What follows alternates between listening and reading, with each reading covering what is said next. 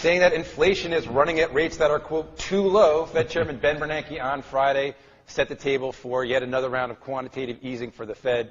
Joining us now for the other side of the equation is Peter Schiff, president of Euro Pacific Capital. And Peter, I'm going to go out on a limb and say you disagree with Bernanke that inflation is too low and the Fed should do more QE. Absolutely. You know, it's scary how clueless Bernanke is. I mean, first of all, to say that inflation is too low. I mean, look what's going on now. I mean, look at what's happening with commodity prices across the board. And every commodity is rallying. I mean, look at corn prices are probably up 60% in the last 3 months. That's 20% a month. Look at a record high in the price of gold, or 30-year high in the price of silver, and look what's happening to the value of our money. The dollar's at a record low against the Swiss franc, a record low against the Singapore dollar, a record low against the Australian dollar, near a record low against the Japanese yen. It's falling against every currency. It's at the lowest it's been against the Chinese RMB, I think, in 15, 20 years. What does that mean? If our money is losing value, that is inflation. As money loses value, prices are going to rise because you need more diminished dollars to buy goods and services. So maybe the government indexes are not showing double-digit inflation just yet. CPI came in today fairly tame, and I think that gives Bernanke cover to do this. Yeah, right? well, the CPI is a very manipulated index with a lot of distortions. There's hedonics in there and weighted adjustments that the Fed makes. And then, of course, they're going to strip out food and energy and claim they're volatile. When they're not volatile, they just go up. Right. But, it used to be that the mission of the Federal Reserve was price stability. Now the mission is create inflation. And the crazy thing is, the reason Bernanke wants to create inflation is he says unemployment is too high, as if more inflation is going to solve our unemployment problem. All more inflation is going to do is make the unemployment problem worse, because now not only are you unemployed, but it's going to cost more for food, it's going to cost more to heat your house, more to drive your car when you're looking for a job. You don't create jobs by creating inflation.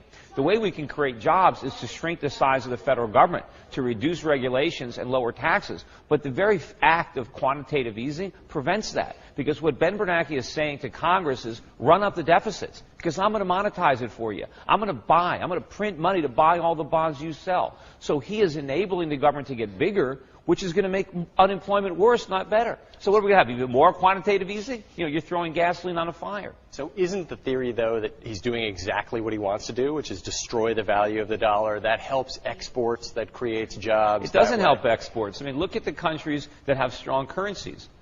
They have high exports. They have strong currencies. I mean, look at Japan. Look at Germany. The currencies are strong. Their exports are strong. We had trade deficit came out yesterday. I think it was $46 billion. It's the biggest in quite some time. The dollar has fallen sharply. It hasn't helped. See, what happens when your currency weakens, your manufacturing costs in many ways go up. Your raw materials costs go up. And ultimately, your capital costs go up. And even if the dollar were to weaken, it's not like we have all these factories that are just standing by that are producing products where we'll sell more products if the dollar. We don't make a lot of things. I mean, what are we going to sell more television sets? Are we going to sell more radios? No, we could sell more We don't make any of those things. We don't make furniture really anymore. We don't make clothing anymore. A weak currency is the equivalent of every American citizen getting a pay cut. Every time the dollar goes down, everybody's wages are worth less. You need more money to buy things. So it's impoverishing us. It's a sign of a diminished, falling standard of living. So what Paul Krugman would say is, well, the reason the stimulus hasn't worked thus far is it wasn't anywhere near as big as it should have been. It's got to be 5 times as big. And if Bernanke can monetize the debt, then so be it. We're going to put people back to work. The stimulus will never be big enough for Krugman. That's all he can say is that, we need to make it bigger. So you can never disprove him because he's always going to say, we need to have a bigger stimulus. But, what is the stimulus? It's printing money. You can't create economic growth by printing money.